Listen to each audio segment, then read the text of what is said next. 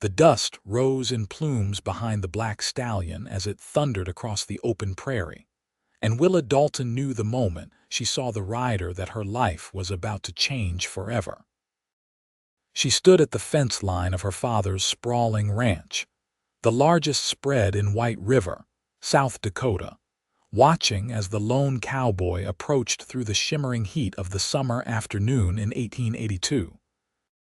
Her father, Jeremiah Dalton, had built an empire from nothing, transforming thousands of acres into prime cattle country, and he expected his only daughter to marry accordingly.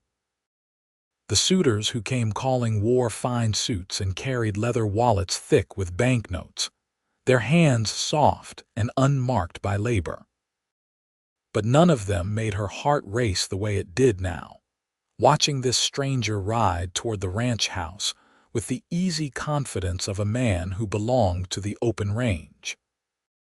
The cowboy dismounted near the bunkhouse, and Willa found herself drifting closer, pretending to check on the chickens that pecked at the ground near the barn. He was tall and lean, his clothes worn but clean, his hat pulled low against the sun. When he removed it to wipe his brow, she saw dark hair that curled slightly at his collar and a face that was young but weathered by outdoor work. He could not have been much older than her own 21 years. She watched as he spoke with the ranch foreman, his voice carrying across the yard with a pleasant drawl that made her stomach flutter in a way she had never experienced before. "Willa Dalton, what are you doing lurking by the chicken coop like a common farmhand?" Her father's voice boomed across the yard, and she jumped, nearly dropping the basket she had grabbed as a prop. Jeremiah Dalton was a mountain of a man, with silver hair and a mustache that dominated his face. He had come west after the war with nothing but determination and a rifle, and now he owned more land than anyone else in the territory. "Get yourself cleaned up. The Hutchinson boy is coming for supper, and I expect you to be presentable." Willa felt her jaw tighten. Thomas Hutchinson was the son of a railroad magnate, a pale young man with watery eyes who spoke endlessly about profit margins and investment opportunities.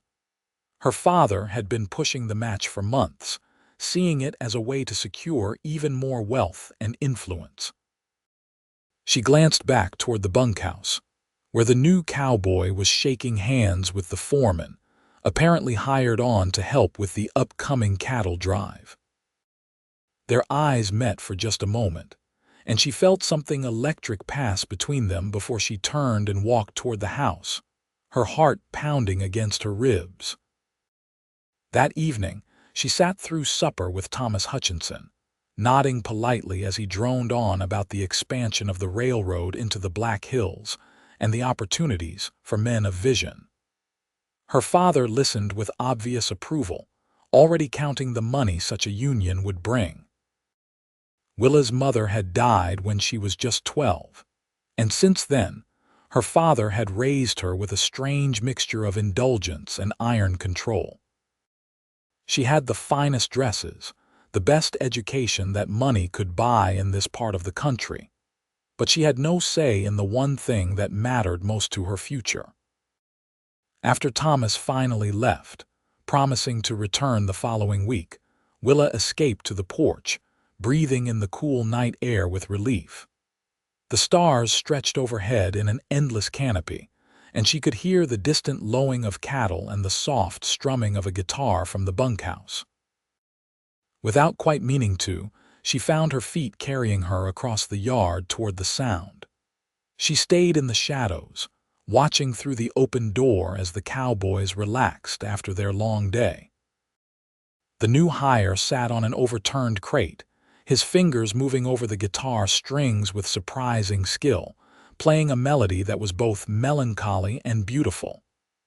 "That is a pretty tune," she said, stepping into the light before she could lose her courage. The music stopped abruptly, and all the men scrambled to their feet, looking uncomfortable at having the boss's daughter in their quarters. The new cowboy stood slowly, his eyes meeting hers with an intensity that made her breath catch. Up close, she could see that his eyes were a striking green, unusual and compelling.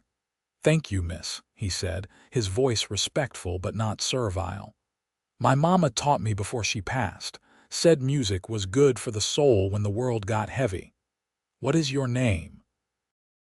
Willa asked, aware that she was being forward but unable to stop herself. "Lucas Kane, miss. Most folks just call me Luke." He held her gaze, and she saw something in his expression that matched the restlessness in her own heart. Here was a man who understood what it meant to want something beyond what life had handed you. "I should go," she said, suddenly aware of how improper this was, but she did not move. "Will you play again tomorrow night?" Luke glanced at the other cowboys, who were watching with barely concealed interest, then back at her. "I reckon I could if it would please you, Miss Dalton." "It would," she said softly, and then she turned and walked back to the house, feeling his eyes on her back the entire way. The next morning, Willa volunteered to bring lunch to the men working on mending fences in the south pasture, something she had never done before. Her father looked at her suspiciously, but was too busy with his ledgers to question it.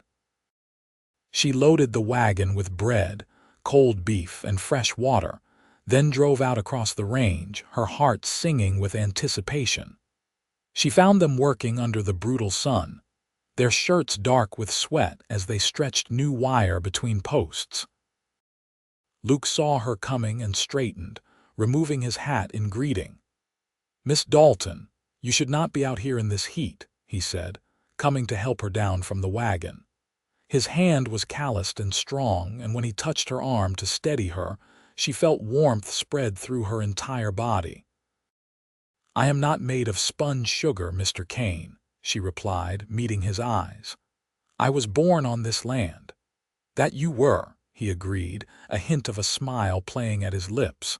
"But being born to wealth does not always mean being accustomed to its hardships. And what would you know of wealth?" She challenged, surprised by her own boldness. "Nothing at all," he said honestly. "I grew up in Texas on a hardscrabble farm that barely kept us fed. My pa died when I was 15, and I have been working cattle drives and ranch jobs ever since. Everything I own fits in my saddle bags, and I do not have $2 to rub together most months." "Does that bother you?" Willa asked, genuinely curious. Luke considered the question as he took a ladle of water she offered him. "Sometimes," he admitted. "A man wants to have something to offer, something to build on. But I have learned that money is not everything. I have my freedom, my health, and my word. Those things cannot be bought." The other cowboys had gathered around the wagon, helping themselves to the food, but Willa barely noticed them. She was completely focused on Luke, on the way his green eyes crinkled at the corners when he spoke, on the quiet dignity in his voice, despite his admission of poverty. Here was a man who had nothing, and yet he carried himself with more genuine pride than Thomas Hutchinson with all his father's railroad money. Over the following weeks, Willa found excuses to be wherever Luke was working. She brought cool drinks to the men in the fields, volunteered to help inventory the tack room where he was mending saddles, and never missed an evening of his guitar playing. They talked about everything and nothing, their conversations ranging from the beauty of the Dakota prairie to their dreams for the future. Luke spoke of wanting to have his own small ranch someday. Nothing grand, just a few good horses and enough cattle to make an honest living. Willa found herself imagining that life with him, a small cabin under the vast sky, waking up each morning beside a man she chose rather than one chosen for her by her father's ambitions. "You are playing a dangerous game," Maria, the ranch cook, warned her one afternoon. The older woman had been with the Daltons since before Willa's mother died, and she was the closest thing to a maternal figure Willa had left.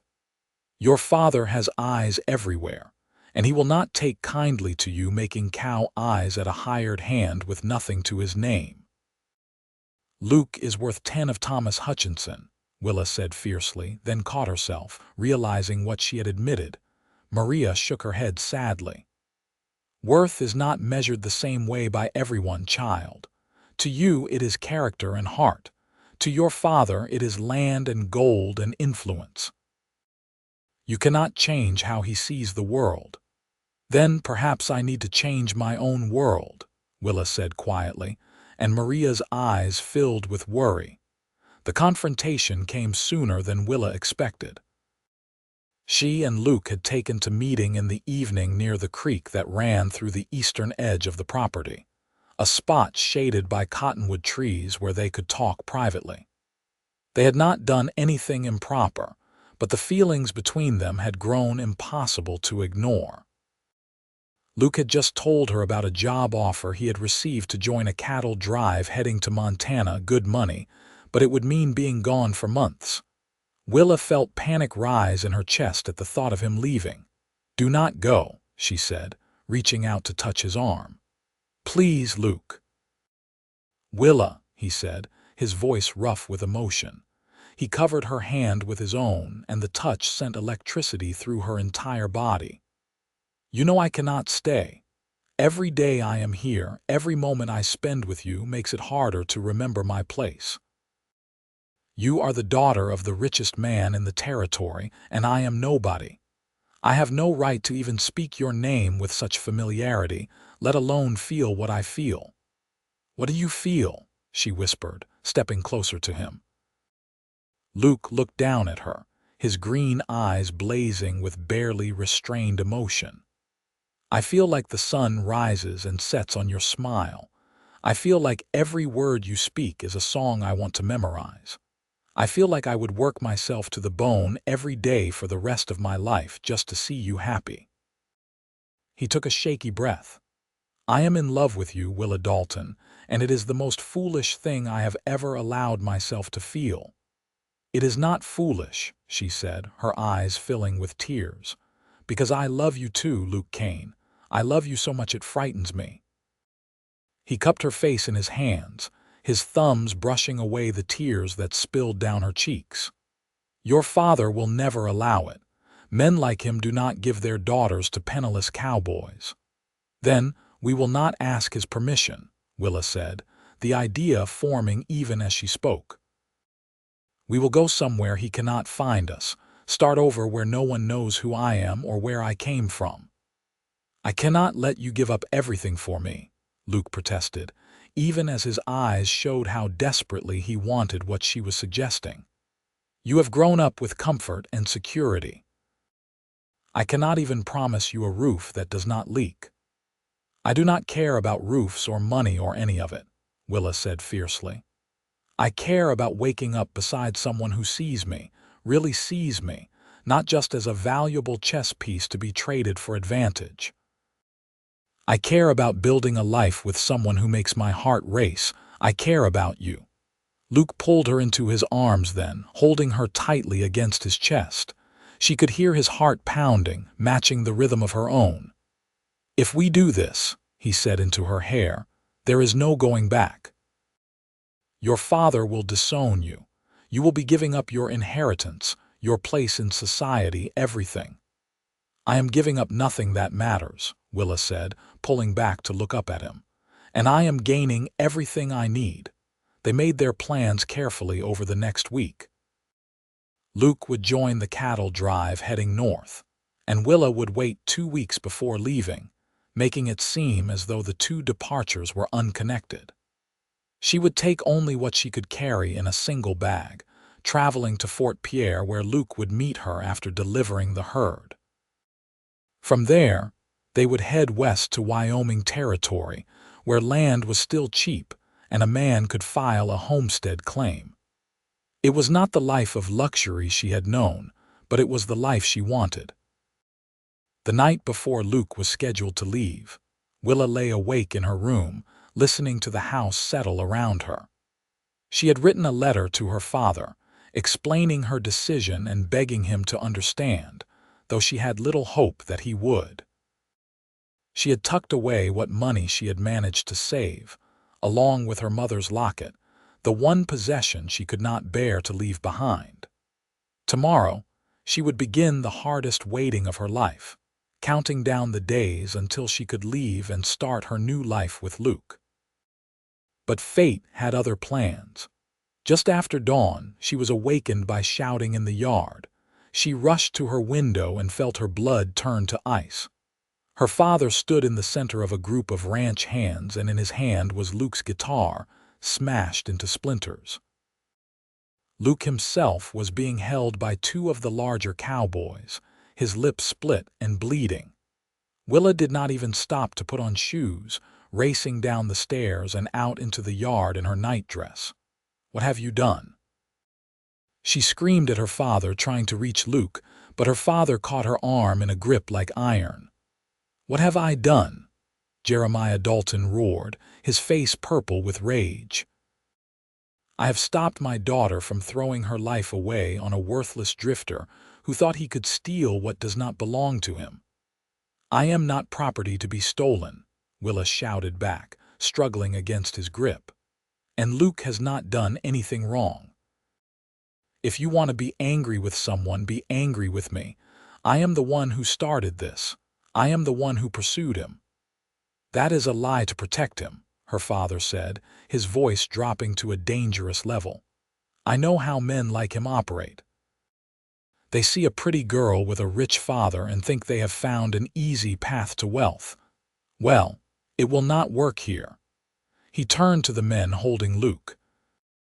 "Take him to the edge of the property and make sure he understands that if he ever sets foot on Dalton land again, he will be met with bullets instead of words." "No," Willa cried, renewing her struggles. "Father, please, if you have ever loved me at all, do not do this." "I am doing this because I love you," Jeremiah said, his voice hard.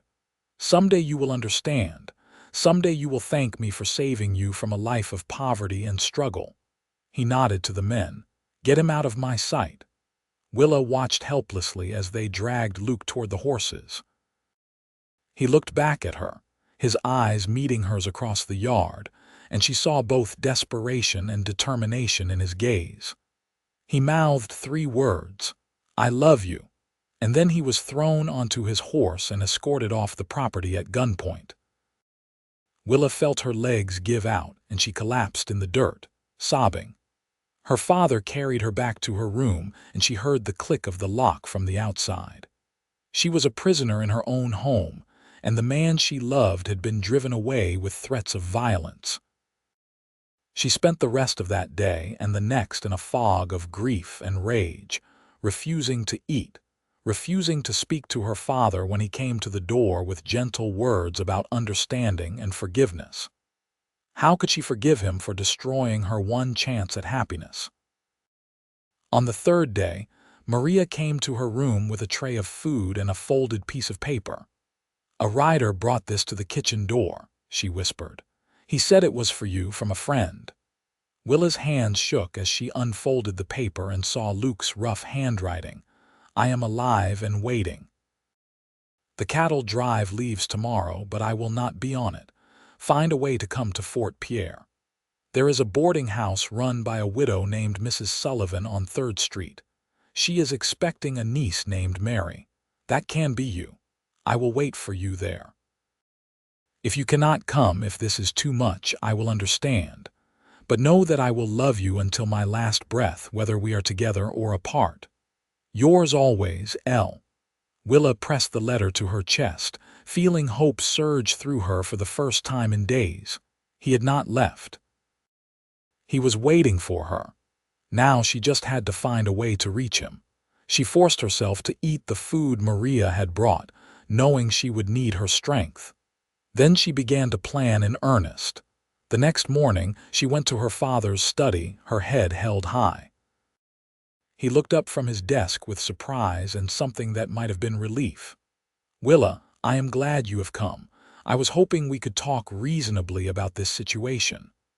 "I've come to tell you that I am sorry," Willa said, the lies tasting bitter on her tongue.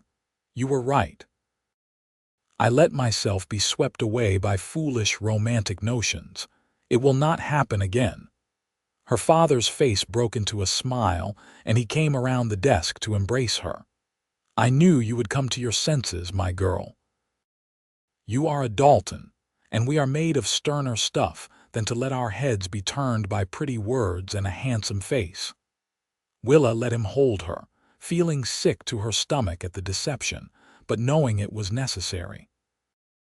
Over the next week, she played the role of the dutiful daughter, even sitting through another excruciating dinner with Thomas Hutchinson. She smiled and nodded in all the right places and watched her father's guard drop a little more each day. She volunteered to go into White River to do some shopping for fabric, knowing that her father would see it as a return to normalcy, to the concerns of a proper young lady preparing her trousseau.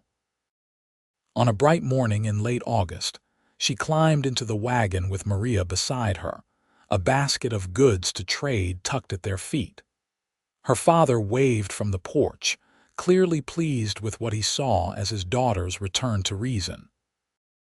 The moment they were out of sight of the ranch, Willa turned to Maria. Thank you for this. I know I am asking you to risk your position. Your mama was my dearest friend, Maria said, her eyes sad but resolute. Before she died, she made me promise to look after you, to make sure you had a chance at happiness. She would not want you trapped in a loveless marriage to please your father's ambitions. She pulled out a bundle from beneath the seat. I have packed you food and an extra dress, nothing fancy that would draw attention. The stage to Fort Pierre leaves at noon. I will tell your father that you decided to visit the dressmaker for a fitting and sent me on ahead. That should buy you a few hours. Willa hugged the older woman tightly, tears streaming down her face. I will write to you when we are settled, I promise. Do not make promises you cannot keep, Maria said gently. Just be happy, child. That is all the payment I need. They parted ways at the edge of town, and Willa used some of her precious savings to buy a ticket on the stage heading north. She climbed inside the cramped coach with two other passengers, a traveling salesman and an older woman with a pinched face, and tried to calm her racing heart. Every moment she expected to hear her father's voice, to see him riding up with his men to drag her back. But the stage rolled out of White River on schedule, and with each mile that passed, Willa felt herself breathing a little easier. The journey to Fort Pierre took 2 days, with an overnight stop at a way station that was little more than a shack with beds. Willa barely slept, too anxious about what lay ahead. What if Luke had changed his mind? What if her father had found him and made good on his threats?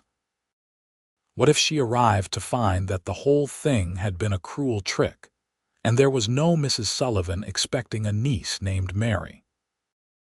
But when the stage finally rolled into Fort Pierre, tired and dusty and desperate, she found 3rd Street and the boarding house exactly where Luke had said it would be. Mrs. Sullivan was a round-faced woman with kind eyes who took one look at Willa's anxious expression and smiled. You must be Mary, she said warmly. Your uncle told me to expect you. He is waiting upstairs, 2nd door on the left. Willa practically flew up the narrow stairs, her heart in her throat. She knocked once, and then the door opened, and there was Luke, alive and whole and more handsome than she remembered. For a moment, they just stared at each other, and then she was in his arms and he was holding her so tightly she could barely breathe, and she never wanted him to let go. You came, he whispered against her hair. God, Willa, I was so afraid you would not be able to get away or that you would change your mind. Never, she said fiercely, pulling back to look at him. The cut on his lip had healed to a thin line, but she could see the shadow of a bruise along his jaw. Did they hurt you badly? Nothing I could not handle, he said, though his eyes went dark with the memory. They wanted to do worse, but your father called them off. I think part of him respects my survival instinct, even if he hates what I represent." He cupped her face in his hands, his expression turning serious. "Willa, I need you to be absolutely certain about this.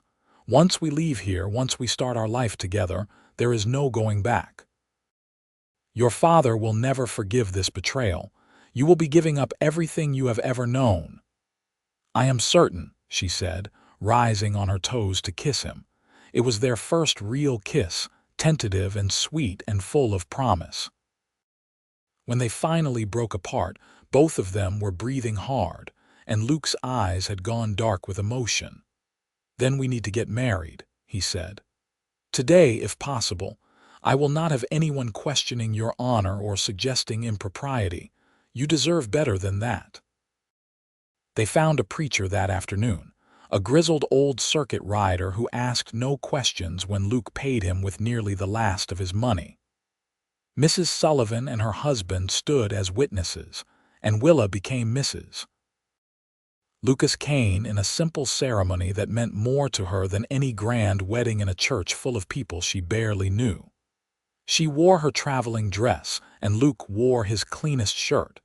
And when the preacher pronounced them man and wife, she felt a joy so profound it brought tears to her eyes. That night, in the small room above the boarding house, they lay together as husband and wife, and Willa discovered what it meant to give yourself completely to another person. Luke was gentle and patient, aware that this was all new to her, and when he finally claimed her fully, she felt as though some missing piece of herself had clicked into place. Afterwards, they lay tangled together in the narrow bed, and she traced the scars on his chest, each one a story of his hard life. "Tell me about Wyoming," she said softly. "Tell me about this life we are going to build." Luke smiled, his fingers running through her long, dark hair. "There is good land to be had near the Wind River Range," he said. "A man can file a claim for 160 acres under the Homestead Act, build a cabin, run some cattle. It is hard work, Willa, harder than anything you have known. There will be cold winters and hot summers and times when we have to count every penny, but it will be ours, built by our own hands." "It sounds perfect," she murmured, already half asleep against his chest. "As long as I am with you, anywhere sounds perfect." They stayed in Fort Pierre for another week, Luke working odd jobs to earn enough money for supplies and the journey west. Willa helped Mrs. Sullivan with cooking and cleaning to pay for their room, and though the work was menial and tiring, she found satisfaction in it that she had never felt in her life of leisure at the ranch. This was honest work, done for honest pay, and it was the foundation of the life she and Luke were building together. On their last night in Fort Pierre, as they were packing their few belongings, Mrs. Sullivan came to their door with a worried expression. "There are men downstairs asking questions," she said quietly. "They are looking for a young woman who ran away from home, daughter of a wealthy rancher. They have offered a reward for information leading to her recovery." Willa felt her blood run cold. "My father sent them." "We need to leave tonight," Luke said, already moving into action. "Is there a back way out?" Mrs. Sullivan nodded. "Through the kitchen. I will tell them I have seen no one matching that description. It is not technically a lie, since the woman I know is named Mary and is married to a cowboy named Lucas Kane." She smiled sadly at Willa. "Go quickly, child, and may God bless your journey." They slipped out into the darkness, Luke leading their horse laden with supplies, Willa walking beside him with her small bag of belongings. They walked for hours, putting distance between themselves and Fort Pierre, before finally stopping to make camp in a sheltered hollow. Luke built a small fire and they huddled together against the chill of the night, Willa's head on his shoulder. "He is not going to stop looking for me," she said quietly. "My father is nothing if not persistent." "Then we will stay ahead of him," Luke replied, his arm tightening around her. We will go somewhere he would not think to look, build our life quietly, and by the time he finds us, if he ever does, we will be so established that there will be nothing he can do about it. They traveled west for 3 weeks, following trails that Luke knew from his years of drifting. They passed through small settlements and open wilderness, slept under the stars more often than not, and lived on salt pork and hardtack. It was the hardest physical challenge Willa had ever faced, and there were moments when she was so tired and sore that she wanted to cry. But Luke was always there with a kind word or a gentle touch, and in the evenings when they made camp, he would play his new guitar that he had bought with his wages in Fort Pierre, and she would rest against him and feel that every hardship was worth it for these moments of peace. They finally reached Wyoming territory in late September, as the aspens were turning gold on the mountainsides. Luke had heard of land available near a small settlement called Lander, not far from the Wind River Range.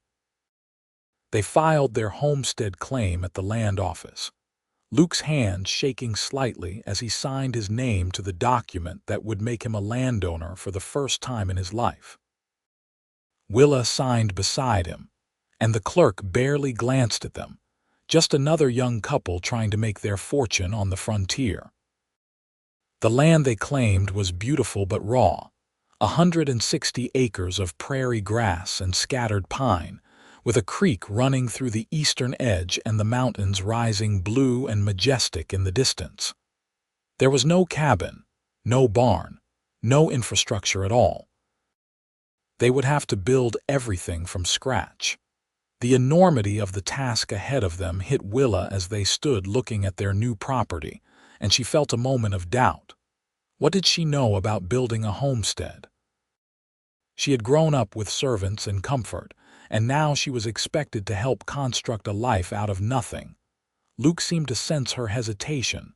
He took her hand, lacing his fingers through hers. "We will take it one day at a time," he said.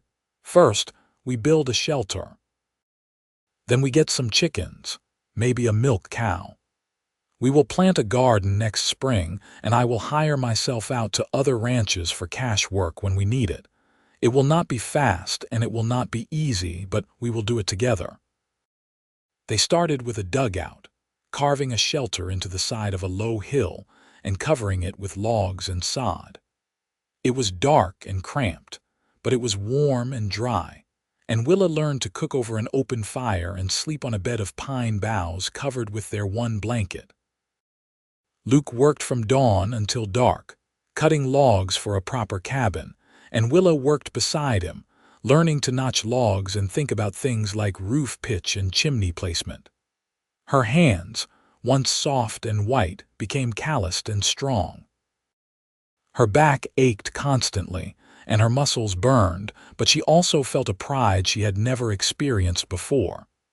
She was building something real, something that mattered. By the time the first snows came in November, they had a small but solid cabin with a stone fireplace and real glass windows that Luke had traded work to purchase.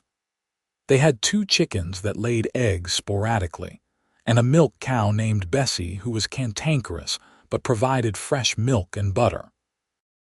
They had shelves stocked with provisions for the winter, beans and flour and coffee that Luke had bought with the wages from a month of work at a ranch 20 miles away.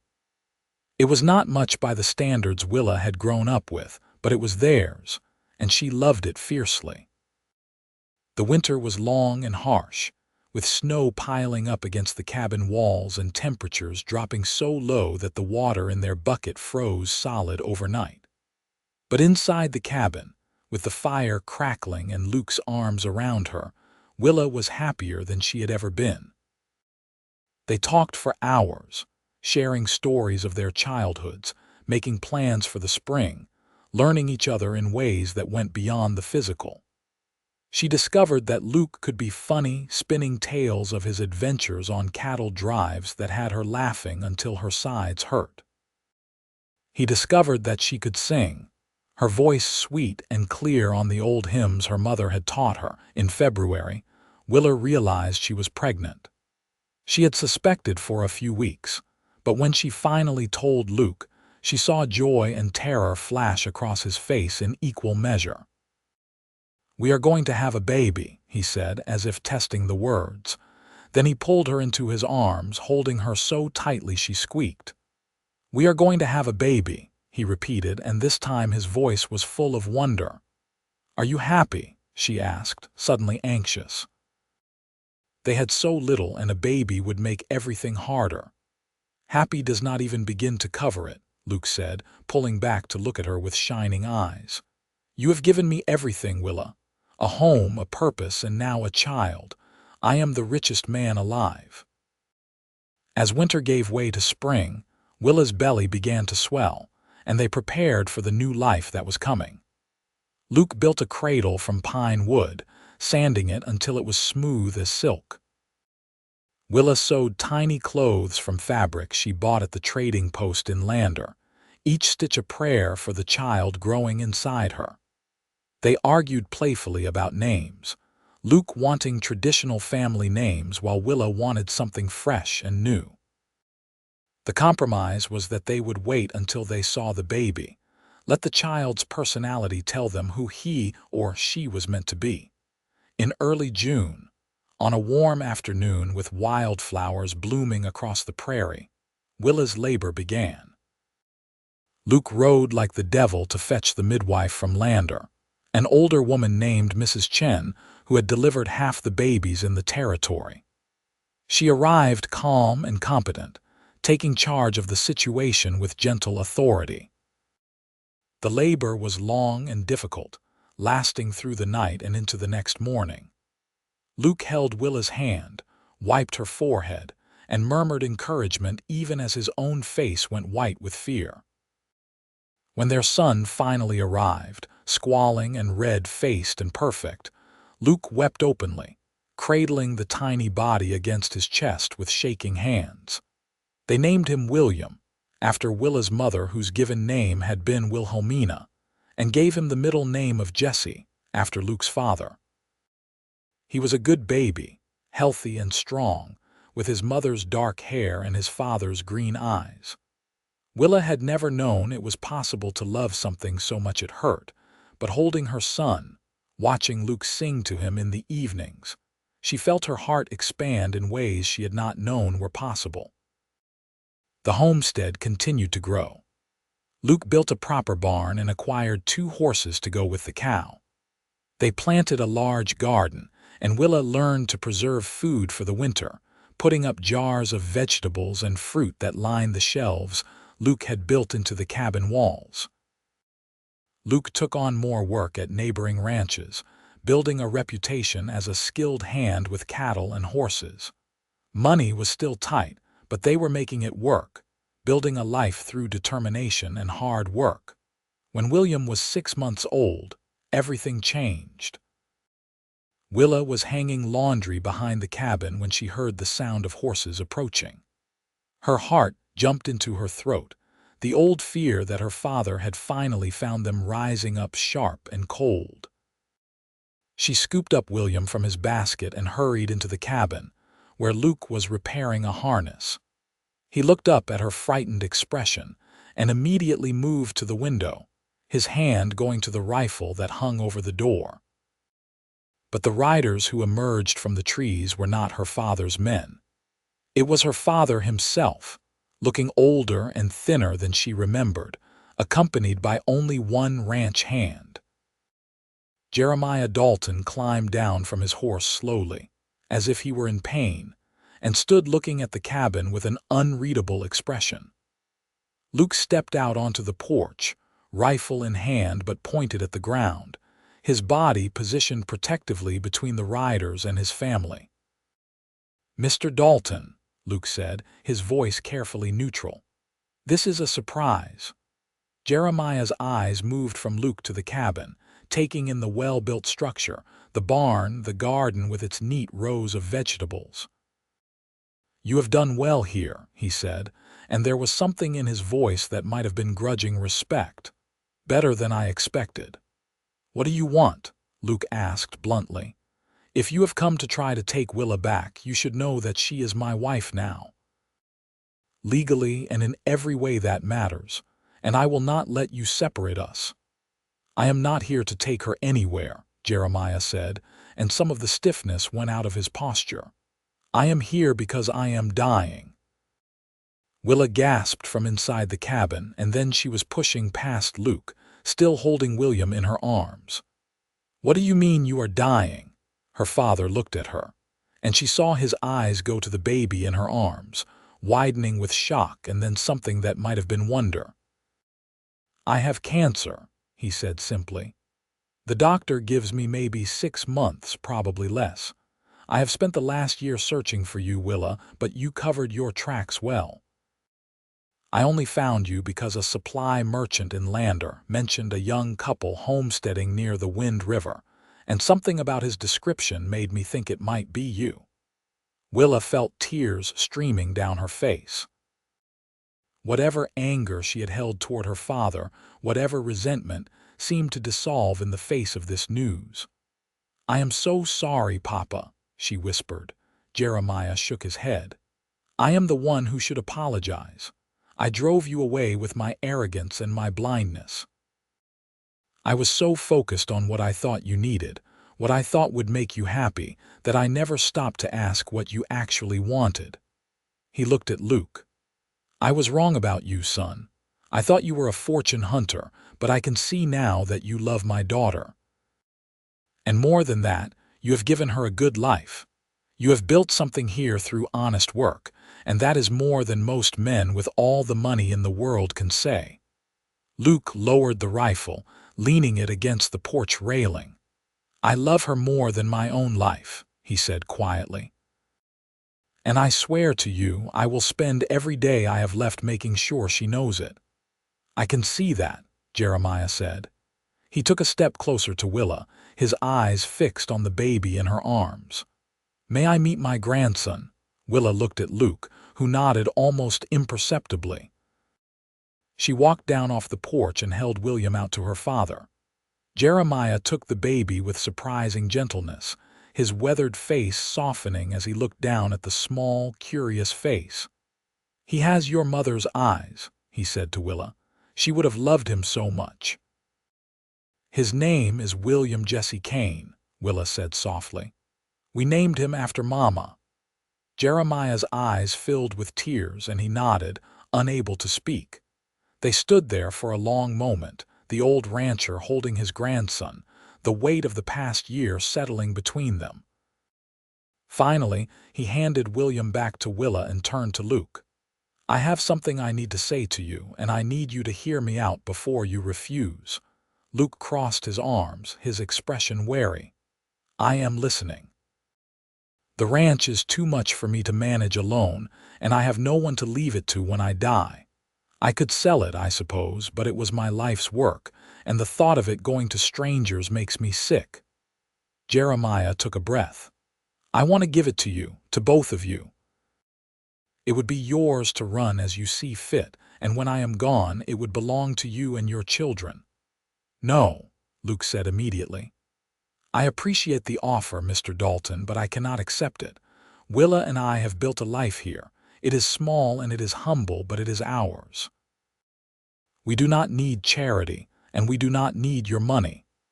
It is not charity, Jeremiah said, his voice rising with frustration. It is an old man trying to make amends for his mistakes. It is a grandfather wanting to provide for his daughter and his grandson. And yes, it is also a dying man wanting to see his legacy continue. He turned to Willa. You always loved the ranch, I know you did, even if you were willing to walk away from it. What if you could have both? The man you love and the land you grew up on.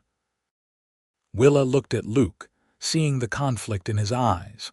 She knew how much pride he took in what they had built here, how important it was to him to provide for his family through his own efforts. But she also understood her father's perspective.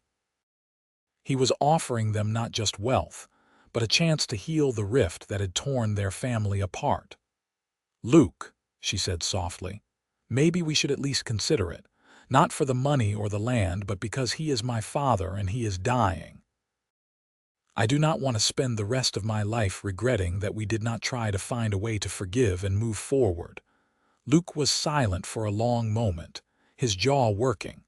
Finally, he uncrossed his arms and looked at Jeremiah. "I will make you a deal," he said.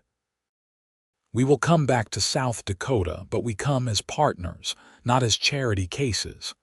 I will run the ranch with you for whatever time you have left, learn the business from you. But I pay my own way. I take no handouts. And when you are gone, if you still want to leave the ranch to us, we will accept it as the inheritance it should be, something we worked for and earned. But only if we do it my way, on my terms. I will not be beholden to anyone, not even my wife's father." A slow smile spread across Jeremiah's weathered face. "You drive a hard bargain, son. I can respect that. We have a deal." He held out his hand, and after a moment, Luke shook it, the two men's eyes meeting in mutual understanding. The journey back to South Dakota took 3 weeks, and it was strange for Willa to retrace the path she had fled down just a year and a half before. Everything looked the same, but she was completely different. She was a wife now, a mother, a woman who had built a life with her own hands rather than having it handed to her. When they finally rode up the long drive to the ranch house, she felt a complicated mixture of emotions. This was home, but it was also the place she had run from. Could she reconcile the two versions of herself, the pampered daughter and the homesteader's wife? Maria came running out of the house, tears streaming down her face, and pulled Willa into a fierce embrace. "I have been so worried," she sobbed. "Your father was like a madman after you left, searching everywhere, hiring detectives. I thought he would never find you, and I was so torn between relief that you had escaped and worry about whether you were safe."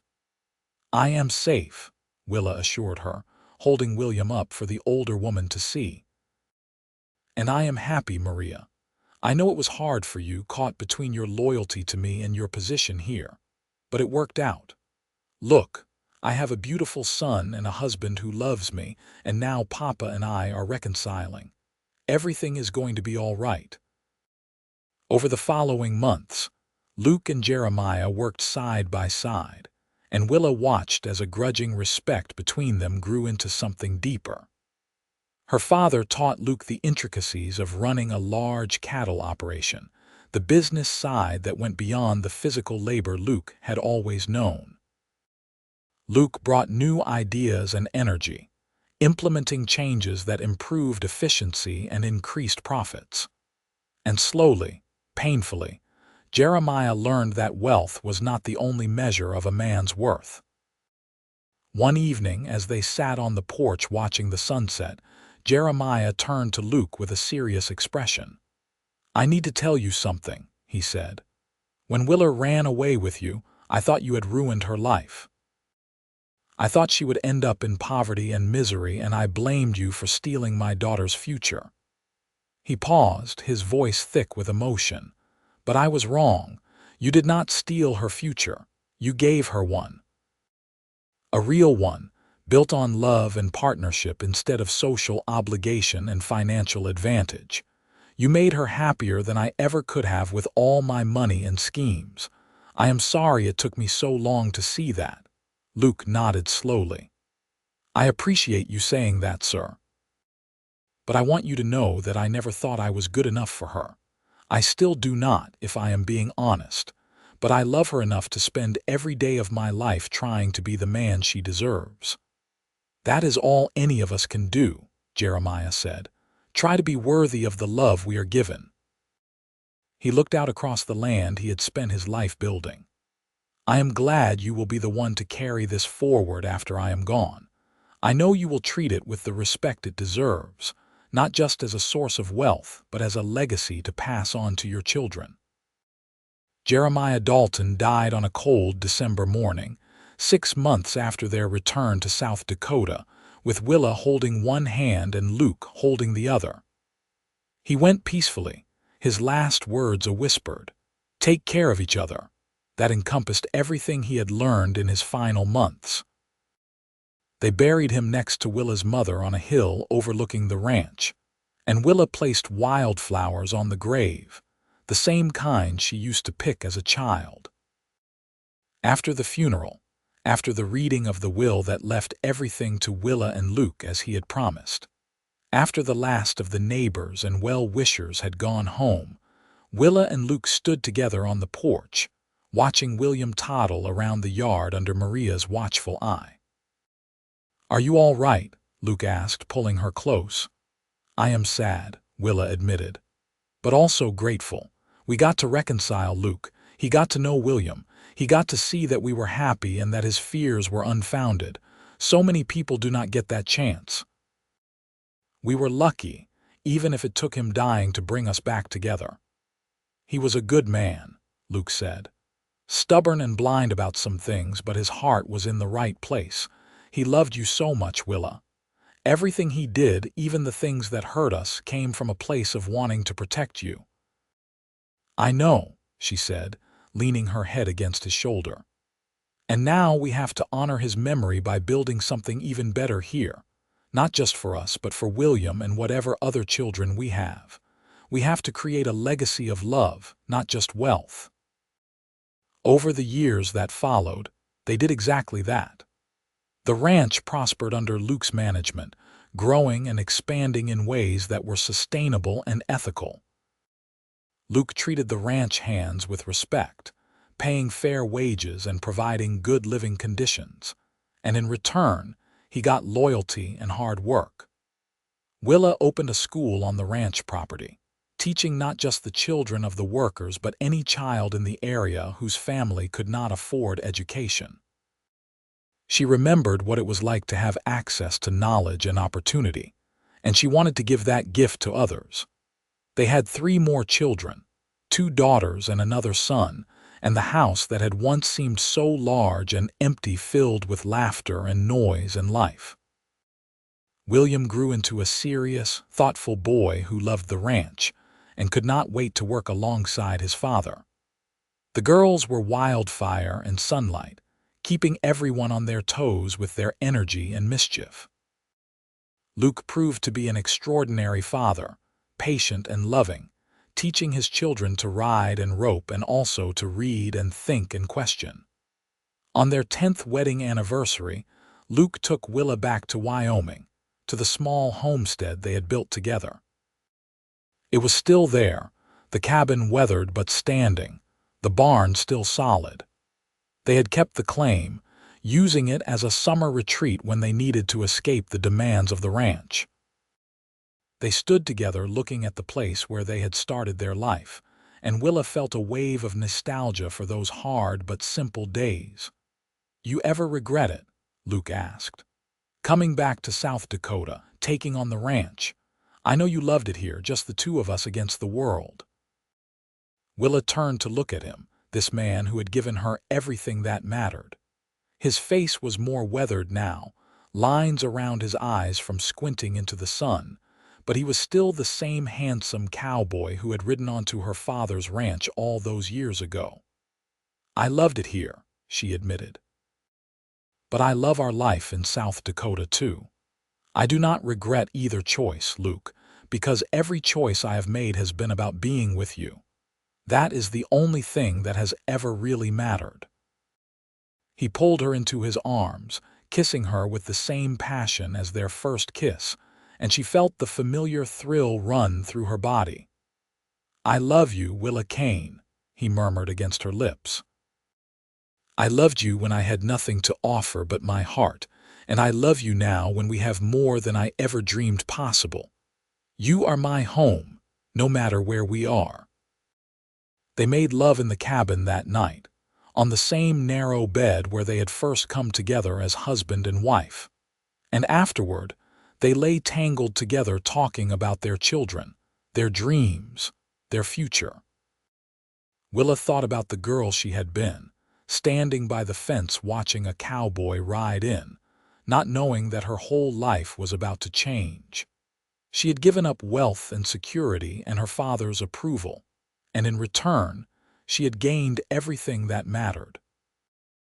The years continued to pass, bringing both joy and sorrow as all lives do. They lost ranch hands to accidents and illness, celebrated weddings and births, weathered droughts and harsh winters and the constant challenges of frontier life.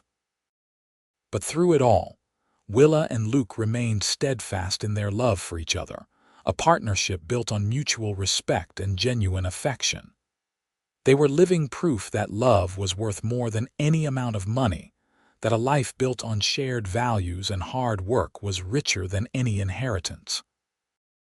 When William turned 18, Luke officially made him a partner in the ranch, recognizing that the boy had earned it through years of dedication and hard work. William had his father's work ethic and his mother's intelligence, and Luke knew the ranch would be in good hands when it eventually passed to the next generation. They stood together in the barn, father and son, and Luke felt a profound sense of gratitude for everything life had given him. "Your grandfather would be proud of you," Luke told William. "He would be proud of all of this. When I first met him, he thought I was not good enough for your mother because I had no money. But by the end, he understood that what mattered was not what a man had in his bank account but what he had in his heart." "You gave up a lot to be with Mom," William said. "I have heard the stories about how you had to leave your job, how her father drove you off with threats. That took courage." Luke shook his head. "I did not give up anything, son. I gained everything. Your mother, this life, all of you children. A man who has love has everything he needs. Money is just a tool to build security, but it cannot buy happiness. Remember that when you are making decisions about your own future." The ranch continued to thrive, becoming one of the most successful operations in South Dakota, but it was also known as one of the fairest. Luke and Willa treated everyone who worked for them with dignity, from the youngest stable hand to the most experienced foreman. They provided housing and health care, helped families in times of trouble, and created a community rather than just a business. Other ranchers sometimes criticized them for being too soft, too generous with their profits, but Luke just smiled and pointed to the loyalty and dedication of his workers. You could not buy that kind of commitment, only earn it. On a warm spring evening when they had been married for 25 years, Willa and Luke sat together on the porch, watching their grandchildren play in the yard. William had married a local girl, a spirited young woman who reminded Luke very much of Willa at that age, and they had given them 2 beautiful grandchildren. The girls were grown now too, making their own lives and their own choices, and the younger son was preparing to go to college back east, something that filled Luke with both pride and apprehension. "Can you believe it has been 25 years?" Willa asked, leaning against Luke's shoulder. Her dark hair was streaked with silver now, and there were lines on her face, but to Luke, she was just as beautiful as the day he first saw her standing by the fence. "Sometimes it feels like yesterday," Luke said. "Other times it feels like we have lived a dozen lifetimes together. But I would not change a single moment of it, Willa. Not one. Not even the hard parts," she teased. "Not even the first winter in Wyoming when we nearly froze to death in that dugout. Especially not the hard parts," Luke said seriously. "Those are the moments that forged us into who we are. Anyone can be happy when life is easy. It takes real love to endure the struggles and come out stronger on the other side." Willa turned to look at him, her eyes soft with emotion. "My father spent his whole life chasing wealth, thinking it would bring him happiness and security. But at the end, he told me that watching us together, seeing the life we built, taught him that he had been pursuing the wrong thing all along. He said that if he could do it over, he would have valued love over wealth from the beginning. He learned the lesson when it mattered," Luke said. "That is what counts. And because he did, we got to reconcile. Our children got to know their grandfather. That is a gift that came from his willingness to change, to admit he was wrong. Not everyone has that courage. As the sun set over the South Dakota prairie, painting the sky in shades of gold and crimson, Willa thought about the journey that had brought her to this moment. She had started as the pampered daughter of a wealthy rancher, never wanting for anything material but feeling empty inside. She had found love with a cowboy who had nothing but his integrity and his dreams, and together they had built something that transcended wealth. They had created a family, a home, a legacy that was about more than just land and cattle. They had proven that love, real love, was worth any sacrifice, any hardship, any struggle. The children called them in for supper, and Willa and Luke rose from their chairs, hands clasped together as they had been for a quarter-century.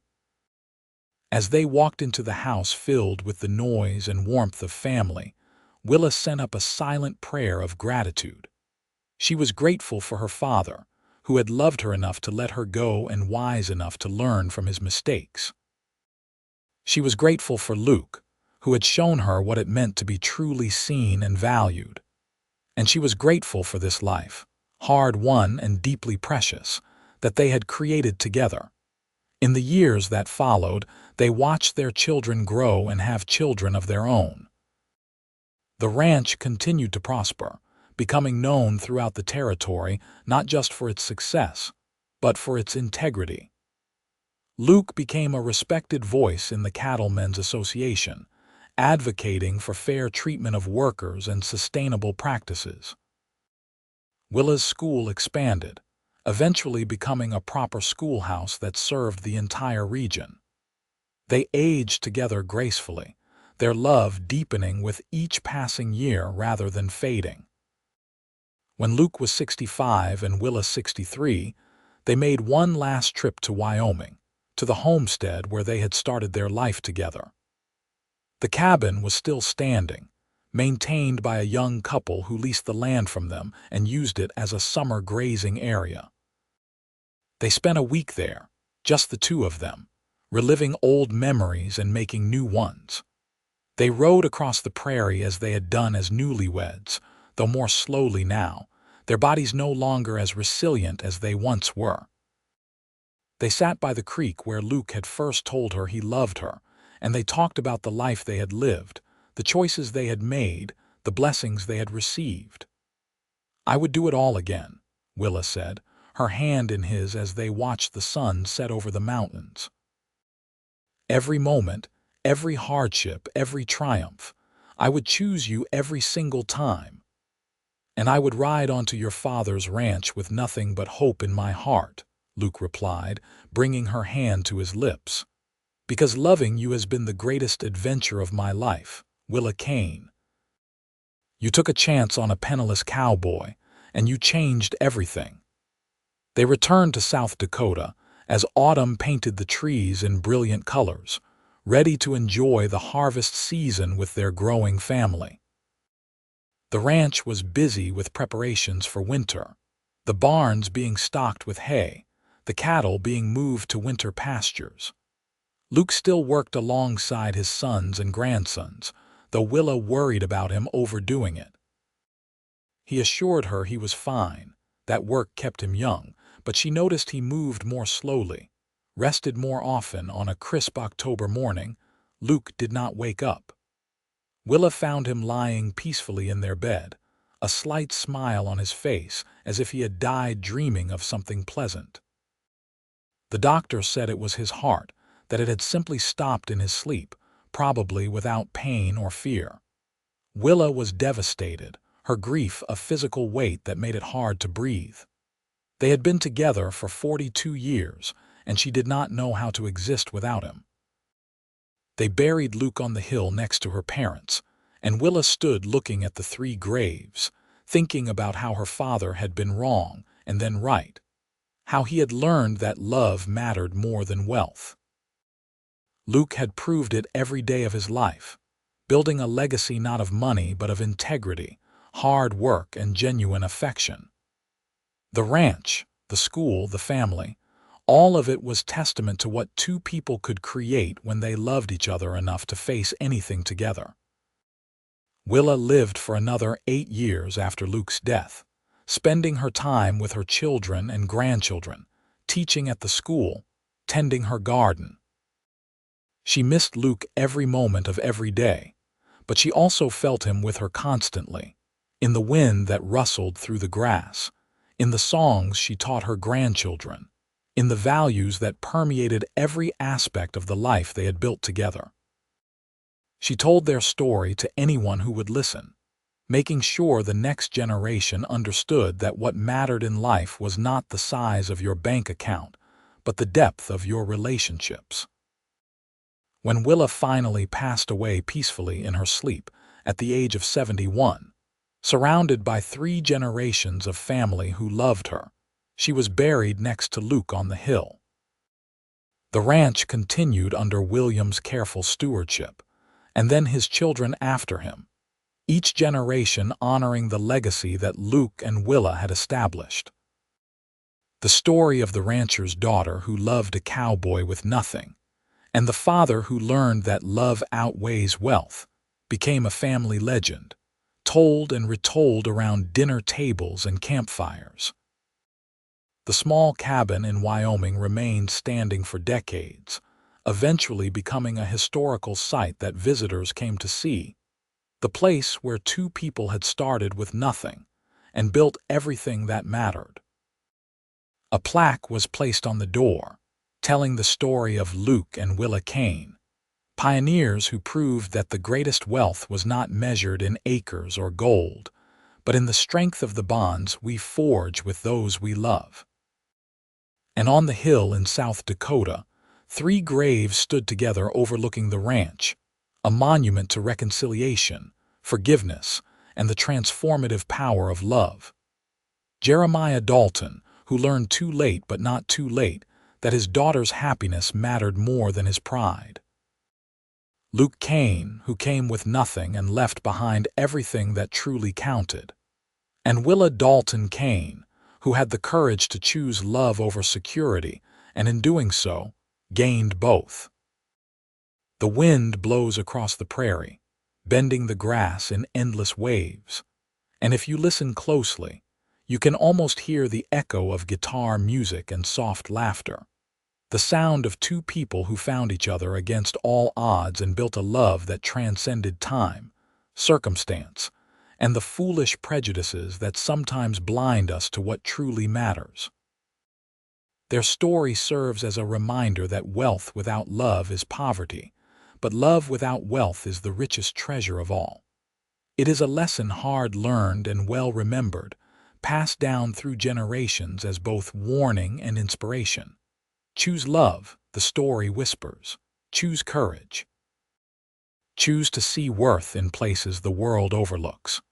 Because in the end, those choices are the only ones that truly define the measure of a life well lived.